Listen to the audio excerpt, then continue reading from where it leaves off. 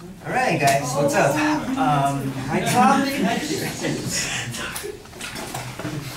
My topic will be about bilingual education. And originally I actually wanted to do Google Glasses, but I cannot obtain information on it. But I actually chose bilingual education because I myself, I want to be a teacher. Right now, currently I'm doing a double major of English and Spanish.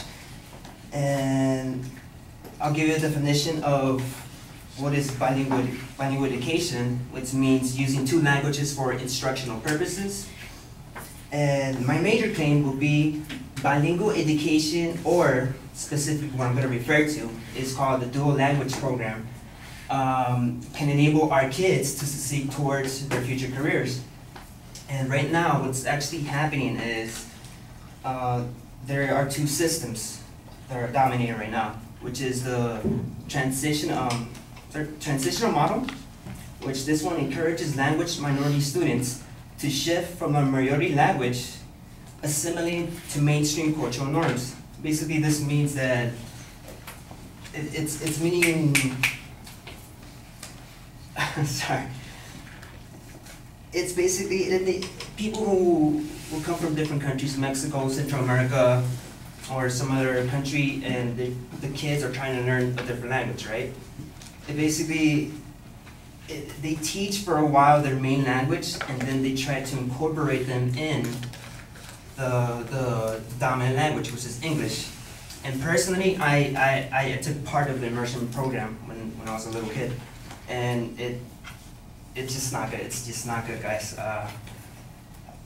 It was very difficult for me to actually learn English. I didn't know how to actually speak Spanish well or write it well, or either English, so I did struggle out of that.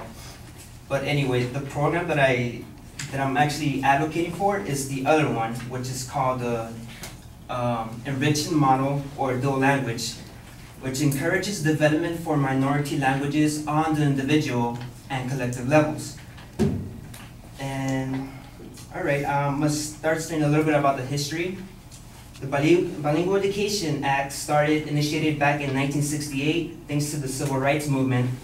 Students were put upon the transitional model, like I said, and it makes limited English proficient students shift to the majority language and assimilate to the dominant language. And what the current actual definition of the dual language right now is by the Center of Applied Linguistics, indicates that there are currently 304 programs in 26 states, and the District of Columbia in 2004, they state the programs are English Chinese, English French, English Korean, English Navajo, and English Spanish. And I'm gonna get to my claims right now. The dual immersion program can benefit children with their academic skills.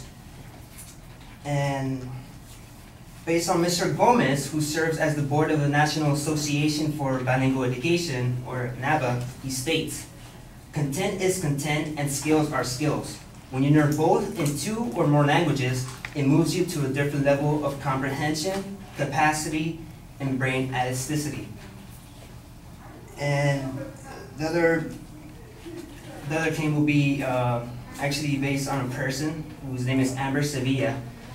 She's a 14-year-old freshman in a Chinese immersion program, and she states this. She says this: "I'm excited that I can count on being bilingual and biliterate as I go to college, and I know it's going to be an advantage for me, even though I don't know yet what I want to do for my career."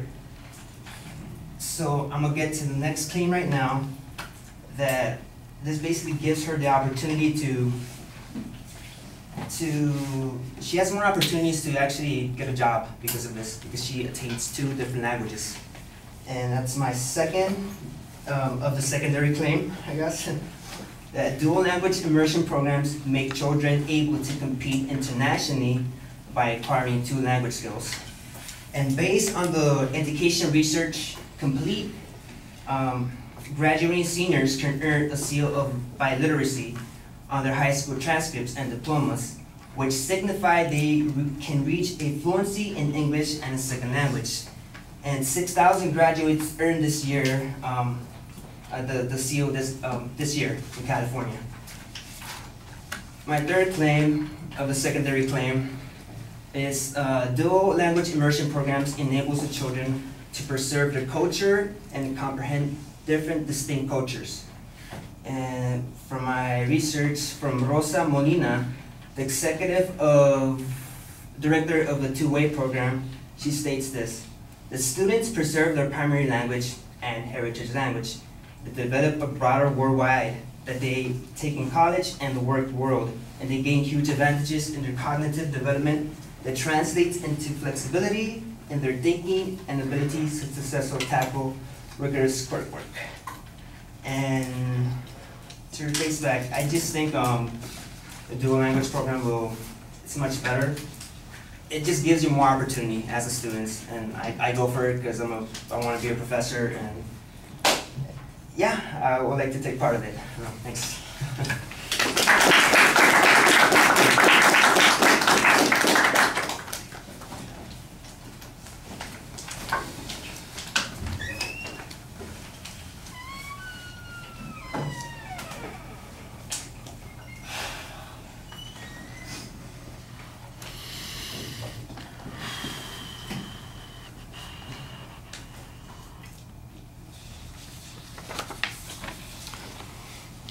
All right, Neil, I think the proposition, you kind of identify what it is, although it takes you a while to get to it, and you've got to go through a whole bunch of definitions while you're doing it. Simplify your life and make that proposition earlier, and then tell us the background and give us the definitions so that we know where it is you're going. But that way we'll know what the claim is. You don't really get to your supporting claims until you're more than halfway through the speech because you're spending so much time on this other information. You're also having a hard time explaining the difference between the two types at the beginning of the speech, and since you're making basically an argument that says one doesn't work and the other one works really well, that's a pretty important thing.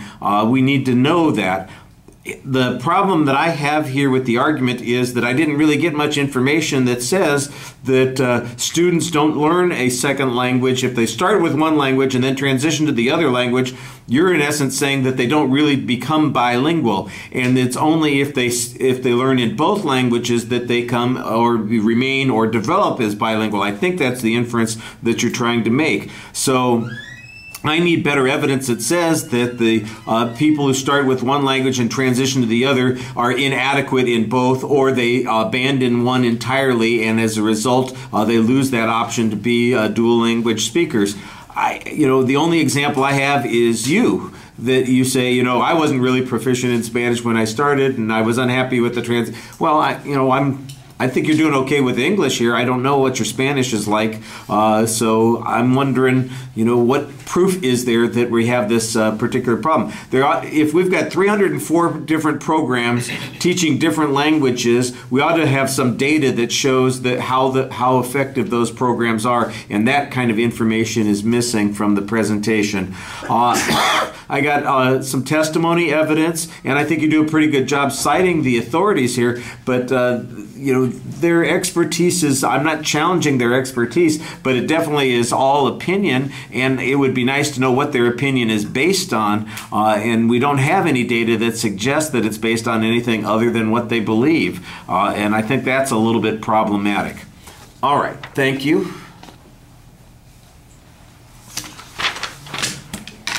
So, Alec, you're ready to go, and you don't have, did you give me stuff? You're going to give me stuff after you speak, is that it? Okay, I'm just trying to make sure we're on the same page.